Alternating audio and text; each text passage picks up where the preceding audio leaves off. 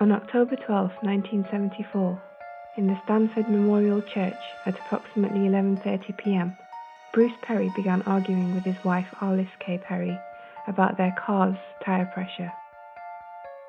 Arliss asked if he would leave, allowing her space and time to pray alone. As Bruce departed, little did he know this would be the last time he would see his young pretty wife again.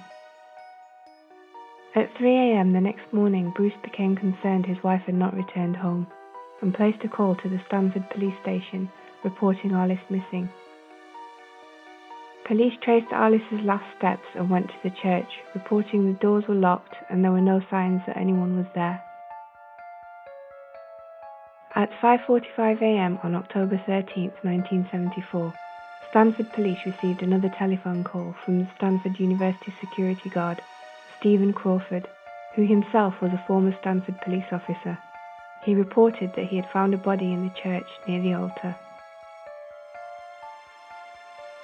Police attending the scene reported Arliss Perry's blouse was ripped open, and her hands held a votive candle folded across her chest. Horrifically, another votive candle protruded from her vagina. Evidence indicated she was beaten, then choked. The savage blow of an ice pick behind her left ear caused her death, its handle still protruding from her skull when security guard Crawford found her body. The presence of the ice pick at the scene indicated premeditation. The murderer brought the unusual weapon to the church with the intent to kill. Horrified and shocked by the crime, the local authorities kept the occult signatures of the murder from the public. Initially, local police believed a local sexual psychopath committed the killing. Santa Clara detectives knew that personal possessions of Arliss Perry were removed from the murder scene as either souvenirs or proof that the murder occurred. Crawford informed police that he had locked up the church a little after midnight and had rechecked the doors at around 2 a.m. and they were still locked. Crawford said prior to finding Arliss's body, he discovered the west side doors of the church were open. Police confirmed it had been forced from the inside. Investigators found semen on a kneeling pillow near Arliss's body. They also found palm prints on the candle. Neither the semen nor the print matched Bruce or Crawford. The Santa Clara County announced Bruce was the prime suspect, but shortly after the incident was eventually ruled out. Investigators also suggested a link between Arliss's murder and 3 previous killings that had occurred on the university campus, dating back to 1973. However, this link was also quickly ruled out due to a lack of DNA evidence and MO. Police reports stated at least 8 people were in the church during the night of October 12th and the morning of October 13th. Amongst them were Arliss and Crawford. The other persons were identified and questioned. The 8th mysterious, untraceable young man was not. A passerby noted this young man was about to enter the church around midnight, looked inside and then hurriedly left. He had sandy-coloured hair and wasn't wearing a watch, was of medium build and stood about 5'10". CSI reports stated Arliss had been laying on her back with her legs spread, and her trousers neatly placed over her legs also in a spread fashion. Serial killer David Berkowitz, also known as the son of Sam, mentioned the murder in a number of letters he wrote whilst in prison.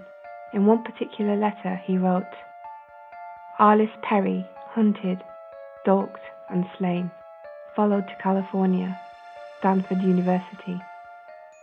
Investigators interviewed Berkowitz, and although he volunteered this information without being prompted, police closed this line of inquiry, ruling Berkowitz had nothing of any value to add to the case. Conspiracy theorists have suggested a sinister motive, saying Arliss's body was arranged in such a way that resembled a satanic ritual. A symbol as employed by the late Edward Alexander Crowley, who during the late 19th and early 20th century was a self-proclaimed English occultist and ceremonial magician who regularly practiced devil worship and founded the religion of Thelema. The case went cold for over 40 years until advancements in DNA profiling found further evidence on Arliss's clothing belonging to Stephen Crawford. On June 28, 2018, San Jose police officers attended the home of Crawford to serve a warrant for his arrest.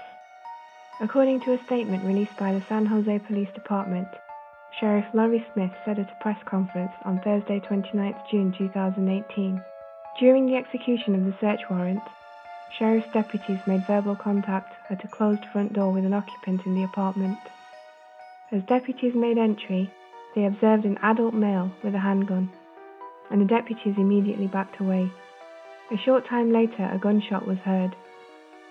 No deputies discharged their weapons.